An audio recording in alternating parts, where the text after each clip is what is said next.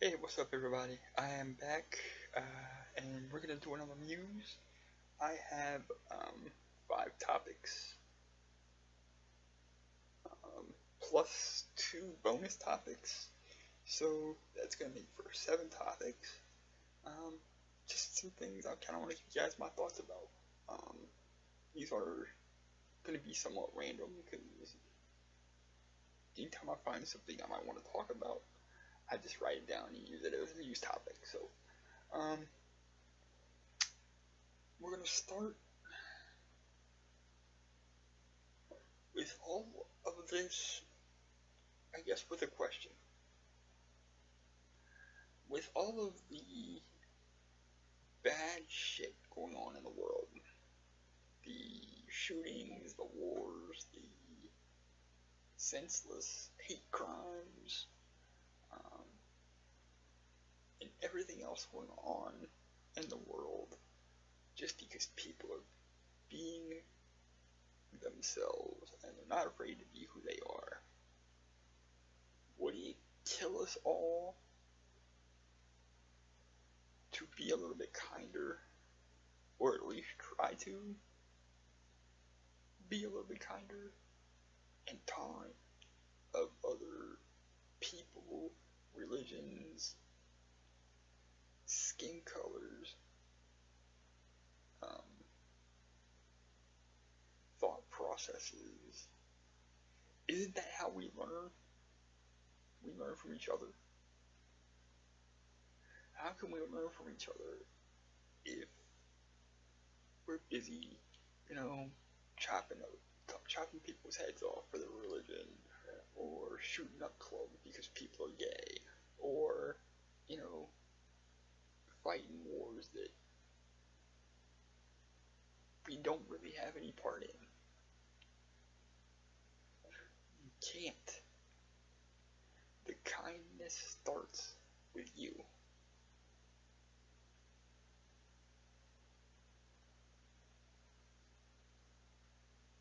So just try to be a little kinder to the people you run into, because you don't know what they're going through, and you don't know if one bad interaction with you may set them off. I've had this happen to me recently, and no, I'm not going to tell the story.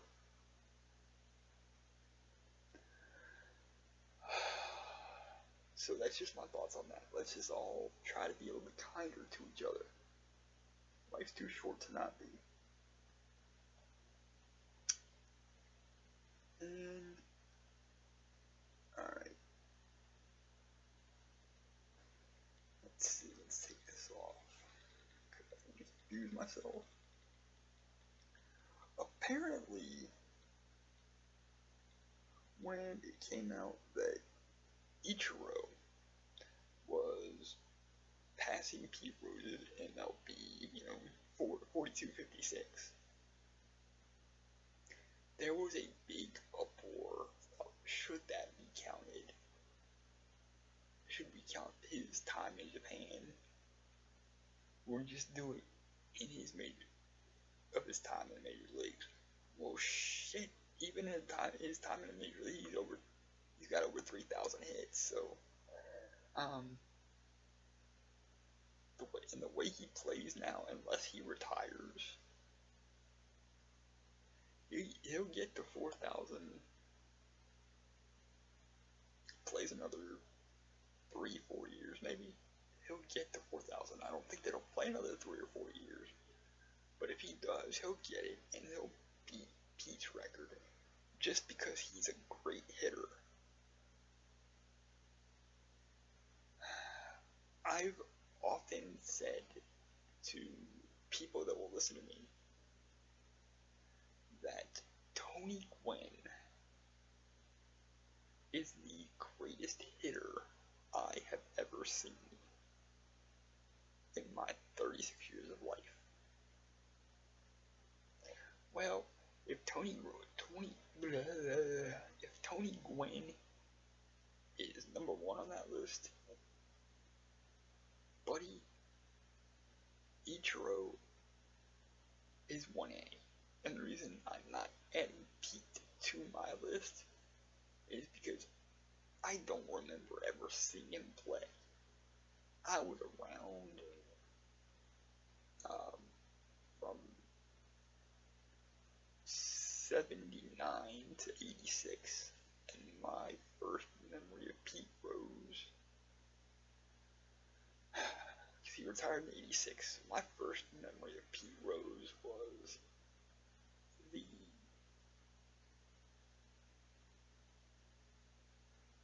game that he surpassed Cobb for the 41-92. And the only reason that sticks out really to me is because my mom had a ticket and was at that game, and I've got that ticket in a frame somewhere. She framed it for me. I don't know where we put it when all the act of God shit in 2008 and 8 hit me, but I've got that somewhere. So I know she was there, so that's why it sticks out to me. But Barry Bonds, of all people, no, I'm getting ahead of myself.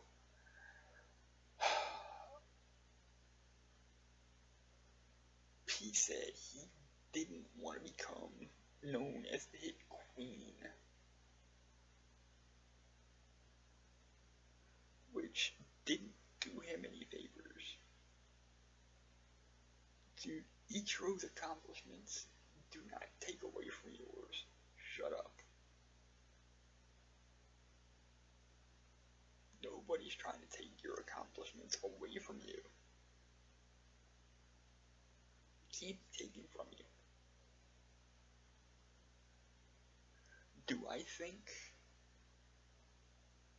they should combine his play in Japan with his play here? Professional baseball is professional baseball no matter where you're playing it.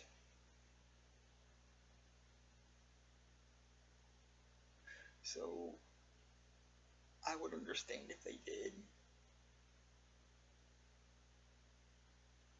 I don't think that I would if it were me, but I would understand if they did. Because professional baseball is professional baseball, wherever you play it. Now, Barry Bonds actually fucking had a good idea, because Ichiro plays for the Marlins, and Barry Bonds is the Marlins hitting coach. He said, you know what? Let's try to get Pete and Ichiro together, sit them down. Ichiro would, of course, have to have an interpreter, and have two of the greatest hitters ever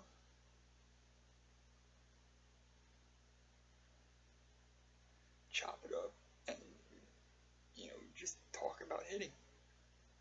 Who wouldn't want to see that? I'd buy a ticket to see that.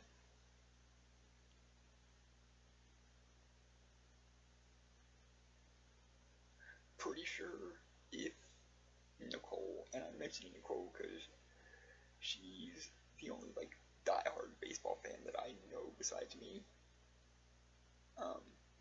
pretty sure Nicole would, want to see that too. Now she'll correct me. Hell, if they did it, and there were tickets available, if she could get here, I can get us 2 tickets, we go see that. It'd be educational, interesting, and fun, I think. But Pete probably wouldn't do it, because I don't think they would pay him enough money to get him to do it.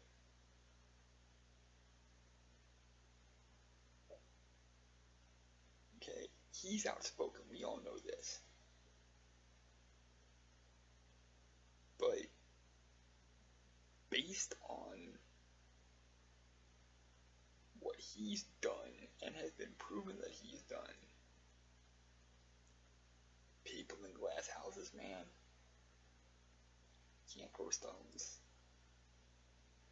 And the shit that he said about the Cubs, he really needs to shut up, because I'm not a Cubs fan. I'm a White Sox fan. I've made no secret about this. I've been to Wrigley Field. It's a beautiful place. Some of the nicest people I've ever met in my life I met in Chicago. And while we're not around each other, and we haven't seen them forever, they still go down to some of the nicest people I've ever met in my life. But it's been a minute since Cubs fans have had a sustained winner. So Pete just needs to shut the fuck up.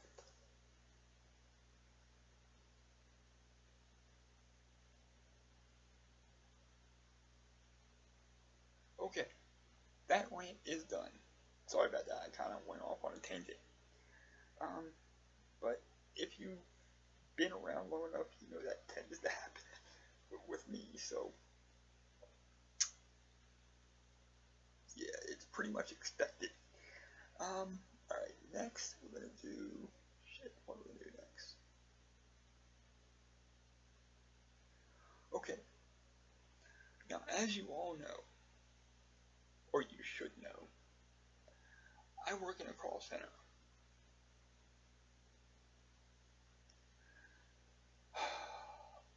The price I pay physically for working in said call center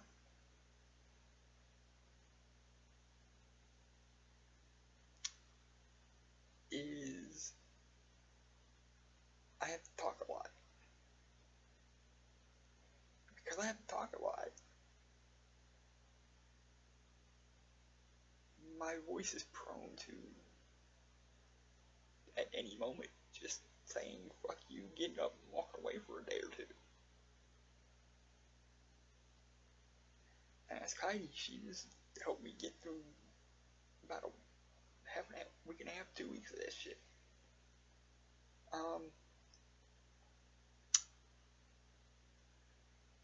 It is a hazard of the job. That's why I don't bitch too much when it happens, because it's just a hazard of the job that I do.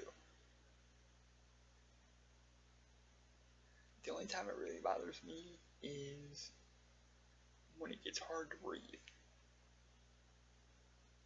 Because that is a fucking bitch, and I wish it on nobody. Which leads us into our next topic. I once told my supervisor, who asked how I was doing,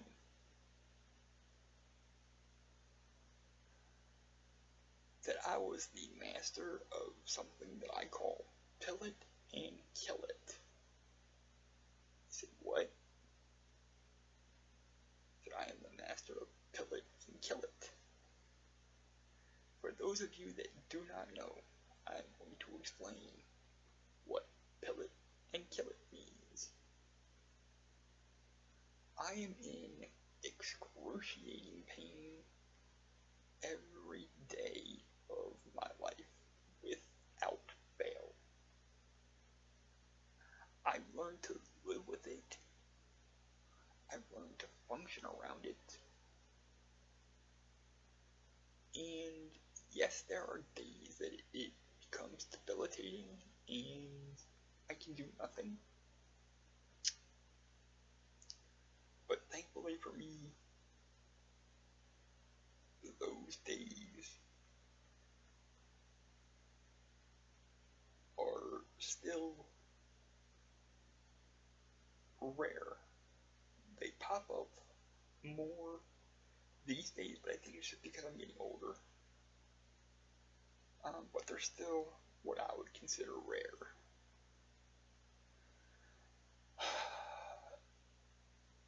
So, in order to be able to function well enough to do my job,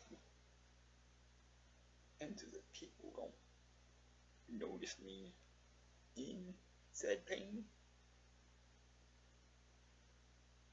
Every night before I go to work,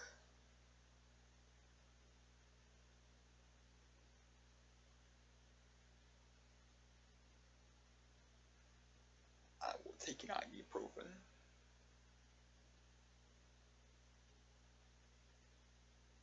because it ain't strong enough like to knock the pain out for the full 4 hours that I work. And then on break, which is usually around anywhere between between 12 and 1 at this point, I will take one of my painkillers that knock me out.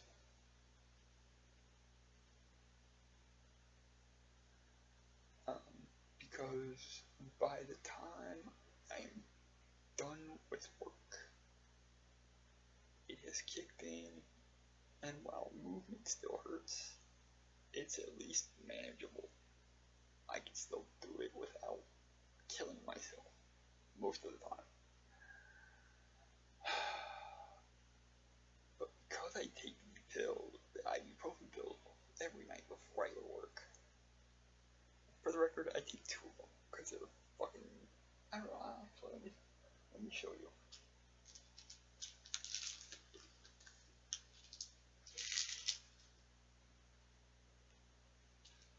There are these little small.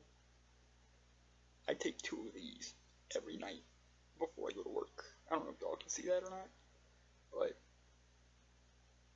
I take 2 of them before I go to work. It's part of my routine. I'm a very regimented guy. It's part of my routine. And by the time I am set up and start at 10:10, or start taking calls at 10 after 10, ibuprofen's already kicked in, and I'm good till break. And nobody will know. Now, on break, I take a painkiller that will knock me out, but it doesn't really the effects don't set in until long after I'm done with work, so that's good.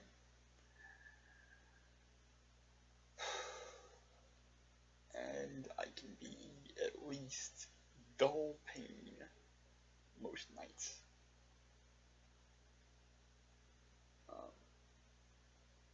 So yeah, what I do is I pill it and then I kill it, which means I do my very best to get people in and out with what they want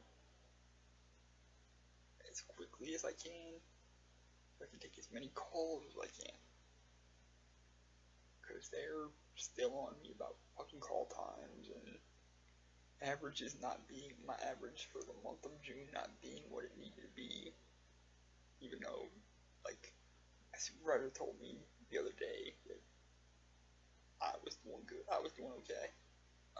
And then I got this when I went into work on fucking Sunday.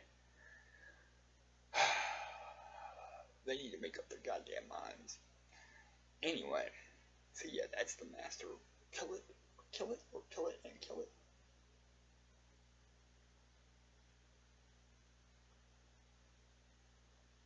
Let me take those off. Alright, next we're gonna take a look at my thoughts from the Money in the Bank pay-per-view. I'm not gonna go through every match because, well, that's fucking stupid. I thought it was a pretty good show. I thought the ladder match really stole the show. I thought the Cena and Styles match was awesome and also was really well done. And I thought that the main event was really, really awesomely done. the spear in the pedigree is one of those coolest spots I've ever seen this year. Ambrose cashing in his Money in the Bank contract right after the match and walking out with the title was awesome for me. I marked out hard for that. And I pointed out to Becca, and we both kind of laughed about this because we thought it was kind of cool, that all three members of the Shield held at that point what was still called the WWE World Heavyweight Championship in the same night. We were kind of laughing about that, thinking, that was kind of cool. So it was a pretty good show. I liked it. It was basically a 3-match show. The rest was filler.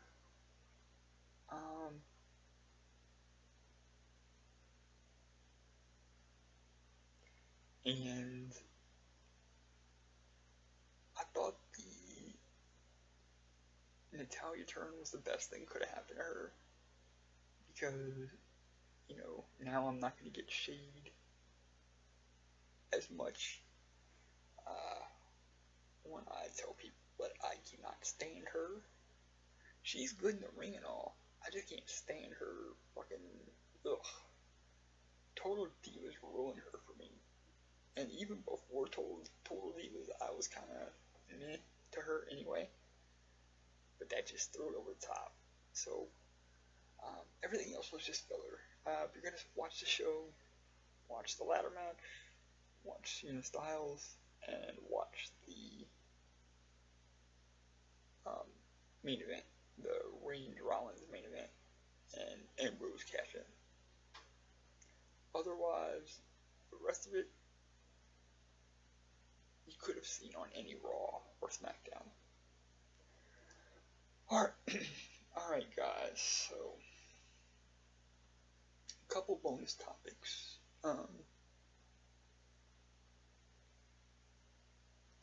Here, and a couple of deaths that I just want to acknowledge. First of all, the passing of bluegrass musician Ralph Stanley. For those that don't know, he actually won a Grammy for the Oh Brother Where Art Thou soundtrack. He has been in music long before that, and gotten his, he finally got his due, the credit he was due for his contributions based off of that. And for people like me, creative people like me, this was a sad day because I've taken a piece of everything creative that I've ever seen, heard, done, or anything like that with me to make me better. So, Mr. Stanley, rest in peace. Thanks for your contributions to making me a better artist. And my grandmother is seeing one hell of a concert up there. Next is the unfortunate passing of former Tennessee Lady Volunteer women's basketball coach Pat Summitt. This one hit me hard because the reason that I watch women's basketball to this day is Pat Summitt.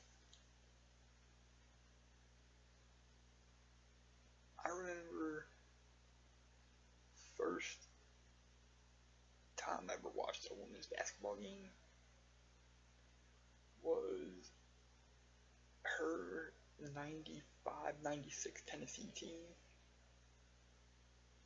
with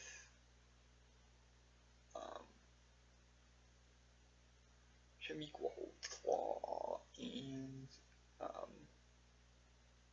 Michelle Marciniak, Tamika Catchings, Kelly Jolly, all those people. And just fell in love with it because just the way that she coached and the way that they played because of her made me fall in love with women's basketball. So when people find out I bleed red and black for UC on the men's side and I bleed orange for Tennessee on the women's side, they look at me funny because they're like, why don't you support both of the teams in your own city, in your own home college? Fair question, but Pat Summitt got me into men's basketball, and Tennessee was the first women's basketball team that I ever watched. So I was an instant fan of theirs. So when they're on, when the Lady Volunteers are on, if I'm not working, I'll watch it. Even though Pat's not there, I will still watch it because I'll be a Lady Vol fan for life. And that's just the way my fandom goes. So, rest in peace, Pat Summitt. Thank you for showing a kid from Cincinnati the joys of women's basketball just because you were you. And girls are in good hands with Holly Warlick. You will be missed. And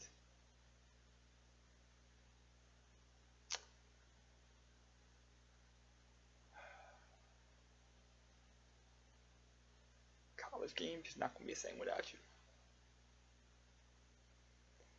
Alright, and with that said, we are done. Yeah, I think so. Yeah, we're done. So I'm going to go ahead and stop this. And I will talk to you guys later. I love y'all. Thanks for listening, watching, supporting, fostering, all that good shit. And I love y'all. We'll talk again soon. Peace.